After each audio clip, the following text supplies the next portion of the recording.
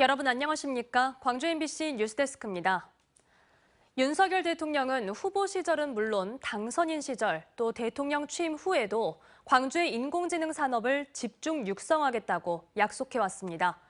하지만 정부가 내년도 예산안에 광주 인공지능 연구개발 예산을 대폭 삭감하면서 지역 곳곳에서 비판의 목소리가 이어지고 있습니다. 주현정 기자가 취재했습니다.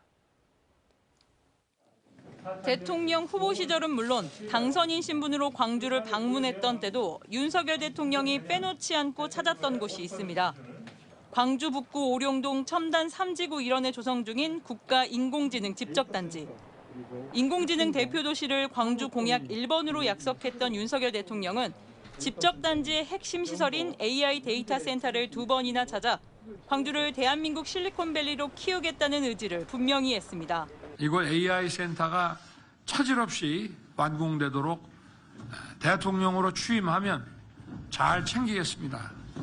인재 양성과 R&D, 창업 지원을 위한 각종 세제와 법적, 제도적, 재정적 지원을 아끼지 않겠습니다. 윤 대통령 취임 1년 5개월, 정부의 집중 지원을 받아 육성될 것이라 기대됐던 인공지능 사업은 그러나 사업 백지화를 우려해야 하는 상황이 됐습니다. 정부는 내년도 예산안에 R&D, 즉 과학기술 연구개발 사업비를 올해보다 25조 원 삭감했는데 광주가 직격탄을 고스란히 맞았습니다. 광주시가 인공지능 산업 육성 등을 위해 정부의 연구개발 명목으로 요청한 예산은 497억 원. 하지만 정부 반영액은 129억 원에 그쳤습니다. AI 사업하고 미래차, 광주에 대표되는 두 개의 사업에 대해서 올해 대비 38%나 삭감이 되었고 R&D 분야는 우리 시가 요구한 액수의 26%만 반영된 이런 상황입니다. 지역 시민사회는 광주의 주요 미래 산업의 정부 예산 삭감은 광주의 미래를 파괴하는 일이라고 지적했습니다. 지역 산업 거점을 무너뜨리려는 시도이자 노골적인 호남 차별이라고까지 꼬집었습니다. 지금 정부가 광주의 미래의 먹거리를 망치고 있는 거다. 그런 점에서 이 예산 삭감은 매우 부당하다고 생각하고요.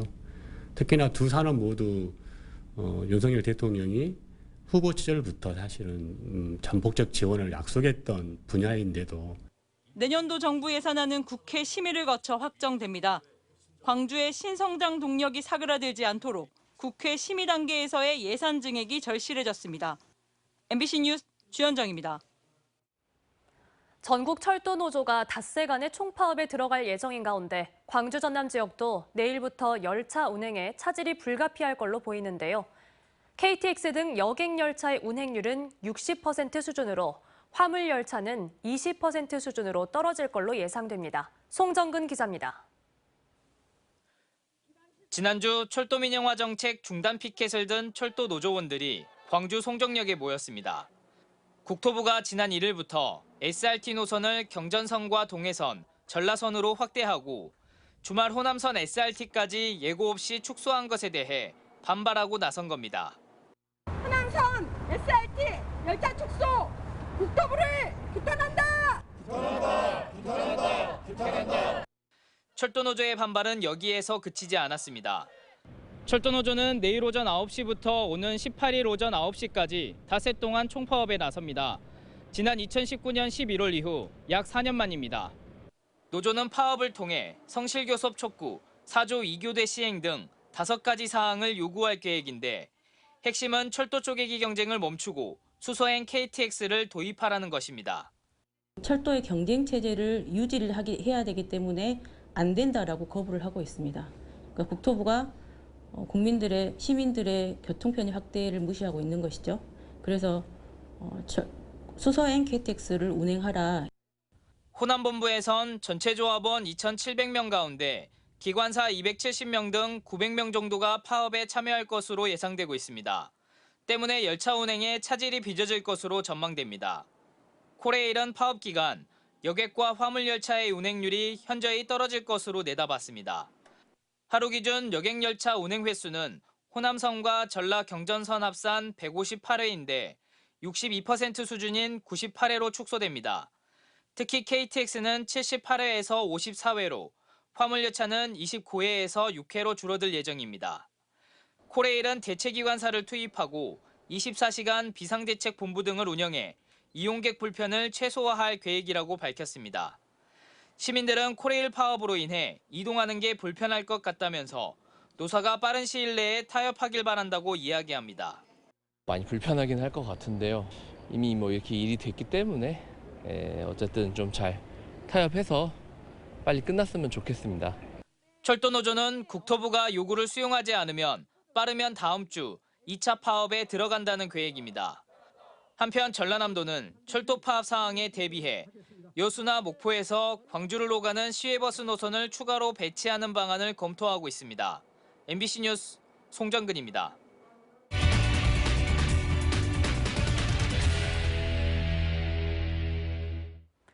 올 한 해만 해도 상수도관 노후화로 인한 수돗물 유출 사고 여러 차례 보도해드렸죠.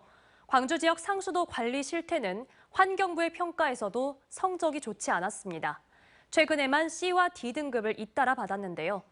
광주 MBC 취재진이 구체적으로 어떤 항목에서 나쁜 점수를 받았는지 정보 공개를 청구했고 관계 기관들은 모두 공개를 거부해 왔었는데요. 최근 행정심판위원회가 예상 밖의 결과를 내놨습니다. 한 걸음 더 집중 취재, 천홍희 기자가 보도합니다. 3만 8천여 세대가 단수 피해를 입은 올해 2월 광주 덕남정수장 사고. 시설이 낡을 대로 낡았지만 제대로 된 점검을 하지 않아 일어난 사고였습니다. 광주시는 혁신안을 발표했습니다. 덕남정수장 밸브 사고로 시민들께 걱정을 끼쳐준 점에 대해서 다시 한번 사과의 말씀을 드리면서 이번 사고를 계기로 해서 우리 상수도본부가 다시 태어난다는 각오로.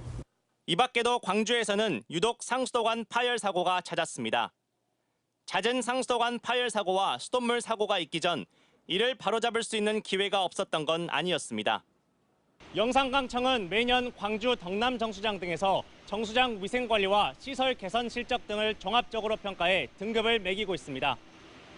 환경부가 매년 각 자치단체들의 상수도 사업 관리 실태 평가 등급을 발표하는데 광주시의 최근 등급은 C 아니면 D였습니다. 취재진은 종합평가의 세부 내역을 영산강유역환경청에 지난해 12월 요구했습니다. 어느 항목이 특히 더 취약한지를 알아보기 위한 것이었는데 영산강청은 업무의 공정한 수행에 명백한 지장을 줄 수 있는 정보라며 공개를 거부했습니다. 영산강청은 정보공개 청구를 거부하기에 앞서 평가 대상이었던 광주시에게도 정보 공개를 할지 말지를 물었는데 광주시 역시 평가 세부 내역을 공개하지 말 것을 영산강청에 요구했던 것으로 취재 결과 드러났습니다. 평가가 이렇게 부정적으로 나온 것에 대한 부끄러움 이런 거를 인해서 공개를 원치 않았습니다. 예. 취재진은 정보공개 거부가 부당하다며 중앙행정심판위원회에 올해 초 행정심판을 신청했고 중앙행정심판위원회는 최근 정보를 공개해야 한다는 결정을 내렸습니다. 어느 부분이 우수했고 어느 부분이 미흡했는지 시민들도 이런 부분을 좀 알 수 있다면 더 적극적으로 이런 부분을 개선하는 노력들이 이루어지지 않을까.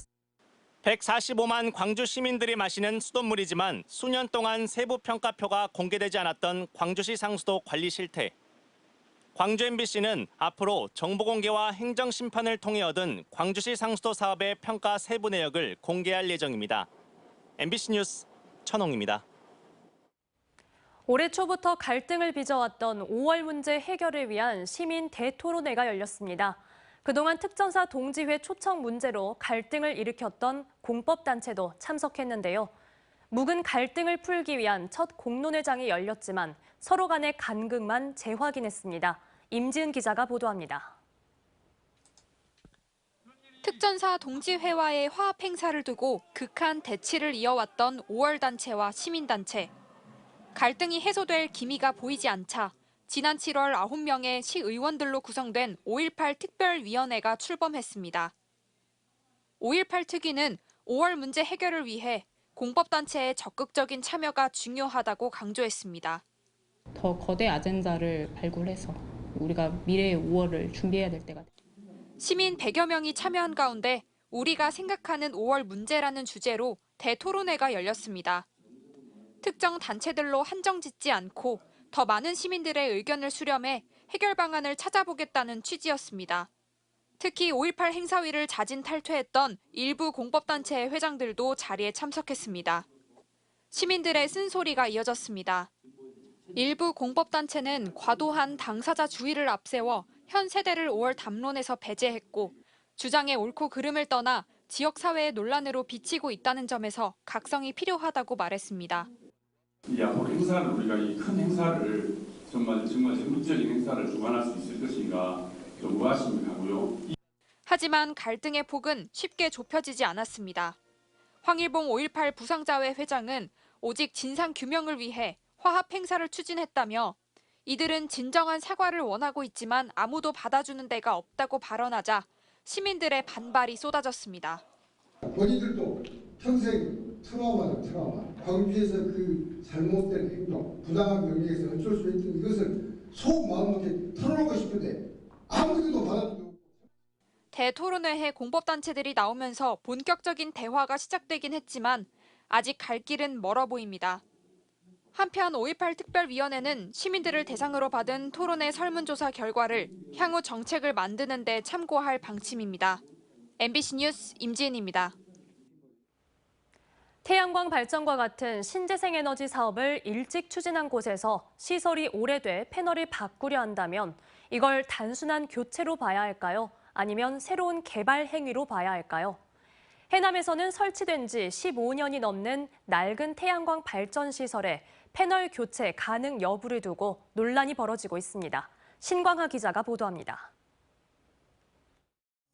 지난 2006년 준공된 해남군 최초의 태양광 발전소입니다. 이곳을 시작으로 해남군에는 현재 1,900여 개의 태양광 발전소가 건설됐고 고리원전 한 기 규모인 0.66기가와트의 전력을 생산하고 있습니다. 연면적 14,685제곱미터의 야산에 195kW 규모로 설치됐지만 17년이 지나면서 시설이 낡아 발전 효율은 저조합니다. 이 상태를 유지하면은 저희들도 보면은 아주 이게 지금 낡아가 노화돼 가지고요. 다시 하든지 폐쇄하든지 하는 그런 입장에 있습니다.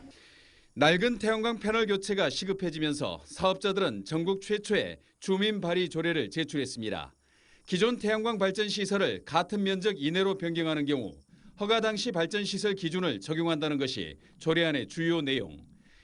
이른바 기존 시설의 패널 교체가 개발 행위에 해당하는지가 쟁점인데 산업부의 입장은 애매하고 국토부는 신규 시설로 개발 행위 허가를 받아야 한다는 입장입니다.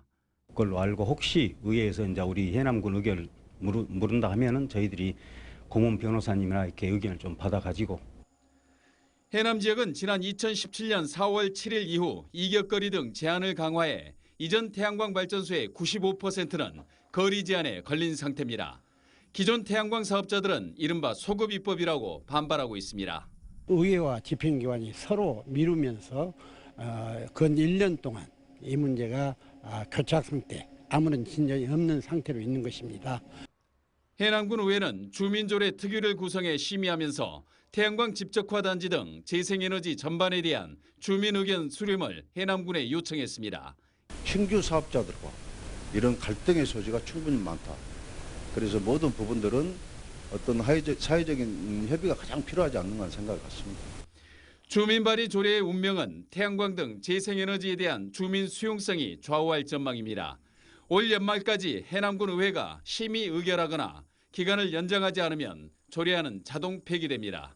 MBC 뉴스 신광하입니다.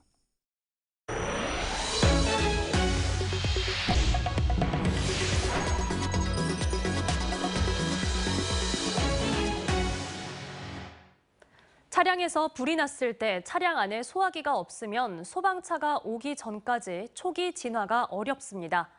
5인승 이상 차량은 차량용 소화기를 의무적으로 비치하도록 법이 개정됐지만 잘 지켜지지 않고 있습니다. 안준호 기자가 취재했습니다. 지난달 28일 도로를 달리던 SUV 차량에서 불이 났습니다. 다행히 소방차가 도착하기 전 운전자가 소화기로 불길을 잡아 큰 피해를 막을 수 있었습니다. 차량 엔진룸에서 화재가 발생했고요. 그 차량 운전자분이 내려가지고 이제 소화기로 초기 진화 시도를 했던 상황이라. 지난달 25일에도 목포에서 차량 화재가 발생했지만 운전자가 차량용 소화기로 7분여 만에 자체 진화했습니다. 이처럼 차량 화재 시 빠르게 대처하기 위해서는 차량용 소화기가 필요합니다. 그래서 지난해 말 관련법도 개정됐습니다. 기존 7인승에서 5인승 이상으로 차량 내 소화기 의무 설치 기준이 확대됐습니다. 내년 12월 1일까지 유예 기간이긴 하지만 관련법을 모르는 운전자도 많습니다.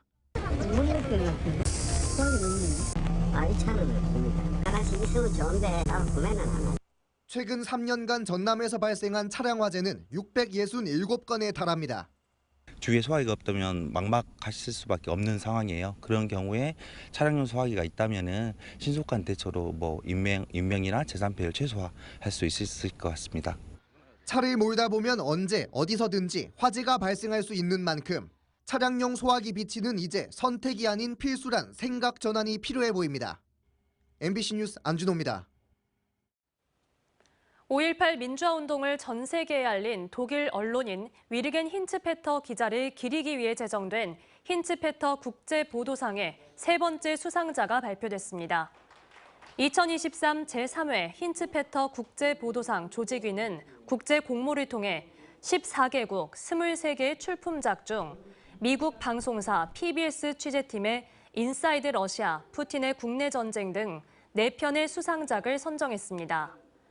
특히 조직위는 PBS 취재팀이 러시아 민주주의 위기에 저항하는 사람들의 목소리를 세상에 알렸고 체포나 처벌 등의 위험을 감수하면서 보도를 이어간 영상 기자들의 정신이 힌츠페터의 정신과 맞닿아 있다며 최우수작 수상자로 선정했습니다. 언제 어디서나 내 손 안의 뉴스. 광주 MBC 뉴스 유튜브 구독으로 함께하세요.